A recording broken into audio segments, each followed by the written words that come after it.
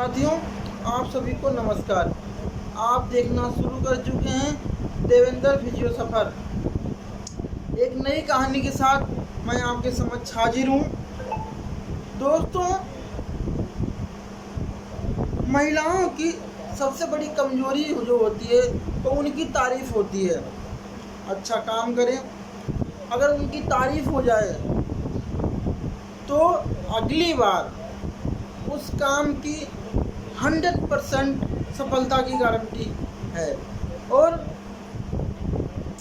कुछ कहानी भी कुछ ऐसी है।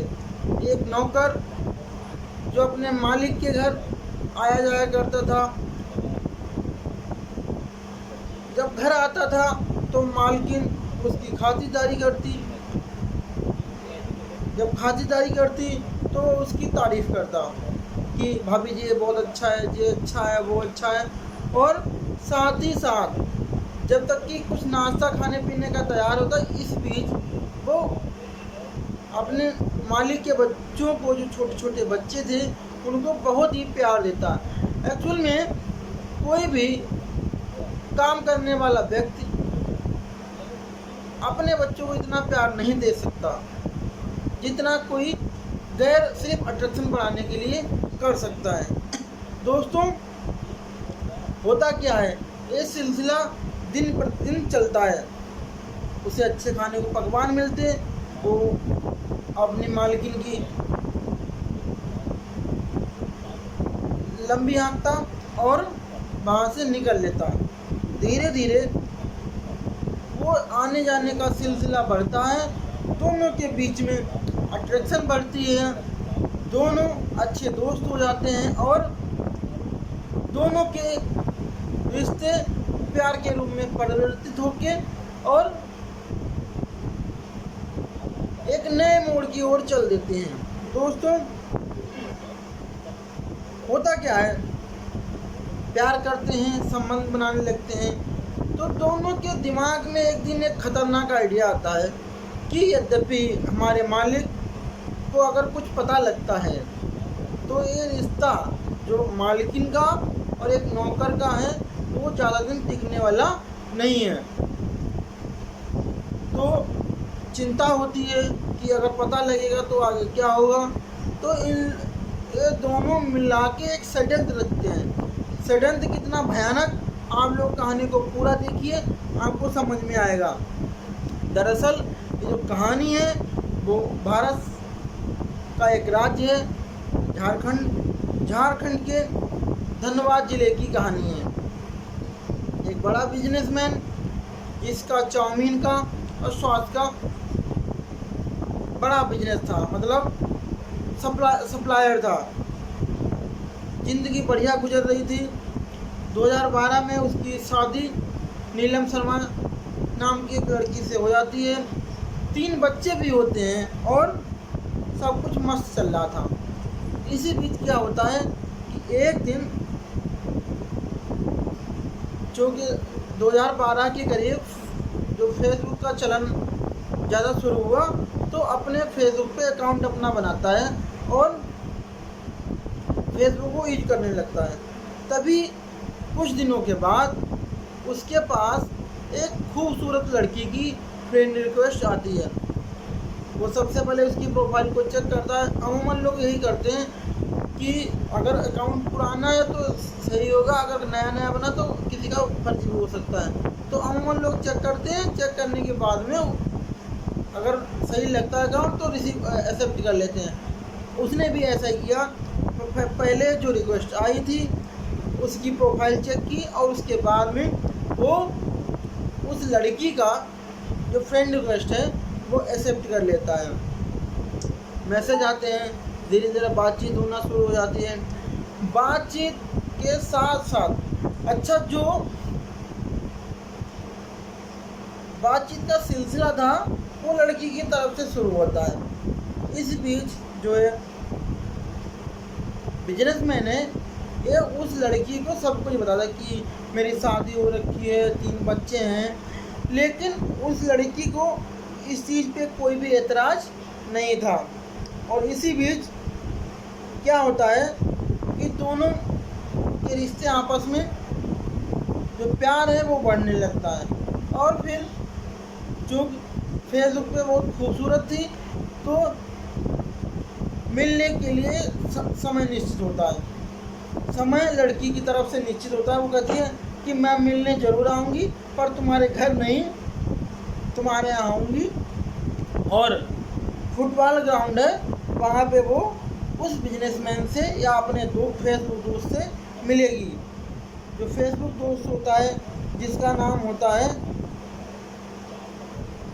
मुकेश पंडित, ये अति उत्साहित था और ये भी बहुत खुश होता है कि बहुत खूबसूरत प्रेमिका जो उसकी फेसबुक की प्रेमिका है, वो उसे आज रात को 10 बजे यानी कि 26 मार्च को रात के 10 बजे फुटबॉल ग्राउंड में उसकी जो फेसबुक की अति सुंदर प्रेमिका है वो मिलने आएगी। वो अपने नौकर उज्ज्वल शर्मा से कहता है कि मुझे कहीं जाना है और एक काम करना, तुम लॉक लगा के जो चाबी है घर पहुंचा देना भाभी जी के पास। नौकर भी चाबी ले लेता है। वो वहाँ से ये जो बिजनेसमैन है वो वहाँ से चले जाते हैं और पहुँचते हैं फुटबॉल ग्राउंड में। देखते हैं एक अत्यंत खूबसूरत लड़की इंतज़ार कर रही होती है। जैसे ही पहुँचता है वो लड़की सीधे गले पे एक फायर करती है और ये गिर जाता है। लड़की वहाँ से चली जाती है। फिर अगले दिन लोग सुबह फुटबॉल ग्राउंड था तो लोग घूमने टहलने फिरने आते हैं। तो अमूमन यही होता है कि सुबह ही लोग घूमने आते हैं। जब सुबह लोग घूमने आते हैं तो लोगों को एक शो दिखता है। जब डेड बॉडी दिखती है, जो कि बड़ा बिजनेसमैन था, लोग जानते थे, तो लोग तो ये है क्या नाम इसका, धनबाद यहाँ की सदर पुलिस को सूचना देते हैं। पुलिस आती है और फिर पुलिस डेड बॉडी को पोस्टमार्टम के लिए भेज देती है। पोस्टमार्टम होता है, रिपोर्ट आ जाती है, वो तो गोली लगी थी, तो पुलिस ने भी पोस्टमार्टम में भी वही आता है कि व्यक्ति की मृत्यु गोली लगने की वजह से हुई है। लेकिन अब कातिल कौन है, कातिल को ढूंढना अब ज़्यादा ज़रूरी है। पुलिस मुकेश पंडित की सीडीआर निकलवाती है। सीडीआर में कोई ऐसी किसी से ज़्यादा बात थी नहीं और मोबाइल भी मिला नहीं था, तो मतलब केस की तहकीकात अच्छे से नहीं हो पाती है। अब पुलिस पे जो व्यापार मंडल का जो प्रेशर था वो ज़्यादा था। कैसे भी पुलिस को जल्दी से जल्दी इस केस की तहकीकात कर जो हत्या आरोपी हैं उन्हें जेल भेजना था। पुलिस छानबीन करती है, कहीं कोई सुराग नहीं लगता। पुलिस एक दिन फिर पुलिस के दिमाग में आइडिया आता है कि क्यों ना हम नौकर और मालकिन से कुछ बातचीत करें, उससे शायद सलूशन निकले। पुलिस नौकर को और मालकिन को, मतलब जिसकी हत्या हुई उसकी पत्नी को पूछताछ के लिए बुलाती है, बातचीत करती है, छानबीन करती है, कब आते थे कब जाते थे, ये सब बातें होती नहीं। इसी बीच पुलिस कहती है कि एक काम करिए, मुझे ज़रूरी छानबीन करने के लिए आप दोनों लोगों के मोबाइल चाहिए होंगे। मालकिन और नौकर दोनों मोबाइल के लिए मना करते हैं, देने के लिए कहते हैं कि हमारे पास आपको मोबाइल है नहीं। लेकिन पहले जब छानबीन कर रहे थे तो मोबाइल था, परिवार वालों को भी पता था कि इन दोनों के पास अपना अपना मोबाइल है। पुलिस जब अपने तरीके से पूछताछ करती है तो वो मोबाइल के लिए हाँ करते हैं और पुलिस दोनों के मोबाइल जब्त कर लेती है। तो जो उज्ज्वल शर्मा होता है मुकेश पंडित का नौकर, इसके मोबाइल से मुकेश पंडित की मिसेज यानी कि नीलम शर्मा की आपत्तिजनक फ़ोटो वीडियोग्राफ्स मिलते हैं। पुलिस को शक हो जाता है कहीं न कहीं जो जड़ है वो यही है। पुलिस दोनों की सीडीआर निकलवाती है तो पता लगता है कि दोनों की आपस में बहुत बातचीत हुई है। तो पुलिस क्या करती है, दोनों को उठा लेती है और फिर उज्ज्वल शर्मा से अपने तरीके से बढ़िया से पूछताछ करती है। तो उज्ज्वल शर्मा बताता है कि दरअसल वो मुकेश पंडित का नौकर है, घर आना जाना था, और धीरे धीरे मेरी खातिरदारी होती थी, बच्चों को खिलाता था। और जो मुकेश पंडित की घरवाली मिसेज हैं नीलम शर्मा, हम दोनों का आपस में प्यार बढ़ा। फिर एक दिन हमारे दिमाग में एक ख्याल आया कि ये चूँकि मालिकिन और नौकर का मामला है, तो ये ज़्यादा दिन छिप नहीं सकता, किसी न किसी दिन रायता फैलेगा। तो मैंने एक कहानी बनाई कि कैसे बच सकते हैं। तो मैंने फेसबुक पर एक आईडी बनाई किसी खूब लड़की के नाम से, उसमें तमाम फ़ोटोग्राफ्स इकट्ठे करके खूबसूरत लड़की के फ़ोटोग्राफ्स लगाए। मैं मैसेज करता था, बातचीत होती थी, बातचीत साथ साथ मिलने का समय डिसाइड हुआ फुटबॉल ग्राउंड का। और वहीं मैंने जाके, लड़की तो गई नहीं थी कोई, मैं गया था। मैंने फिर जो मुकेश पंडित हैं इनके ऊपर गले से लगा के फायर कर दी और उनकी मृत्यु हो जाती है।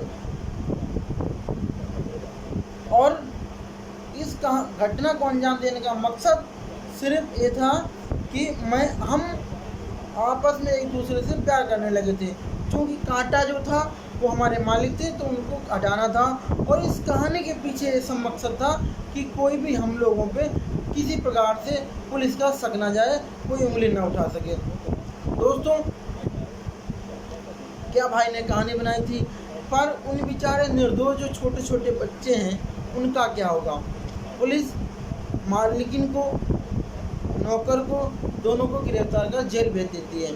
अब सिर्फ जो 3 लड़कियां हैं, छोटे छोटे बच्चे हैं अभी मुकेश पंडित के, उनका जीवन यापन कैसे होगा।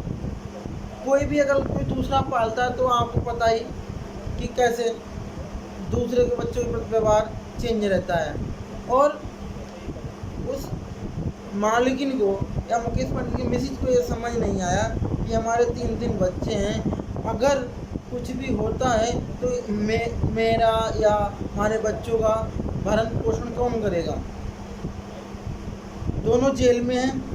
और तत्कालीन एसएसपी संजीव कुमार जी का कहना है कि उन्होंने मामले को गंभीरता से लेते हुए और एक पूरे भारत में संदेश देने की कोशिश की कि एक तो हत्या, ऊपर से सोशल मीडिया से ब्लैकमेल करके या फंसा के हत्या करना ज़्यादा ही बड़ा अपराध होता है। और मैं मैसेज देना चाह रहा था, बढ़िया से चार्जशीट दाखिल हो और जो हत्यारोपी उन्हें कड़ी से कड़ी सज़ा मिले, जिससे एक मैसेज जाए पूरे भारत में कि ऐसा कभी भी कोई ना करे। दोस्तों, आज की कहानी आप लोग कैसी लगी, अच्छी लगी आप ज़रूर बताएं कमेंट बॉक्स में। और देखते रहें देवेंद्र फिजियो सफ़र। मिलते हैं कल एक नई कहानी के साथ। तब तक के लिए शुभ रात्रि, नमस्कार, जय श्री राम, जय।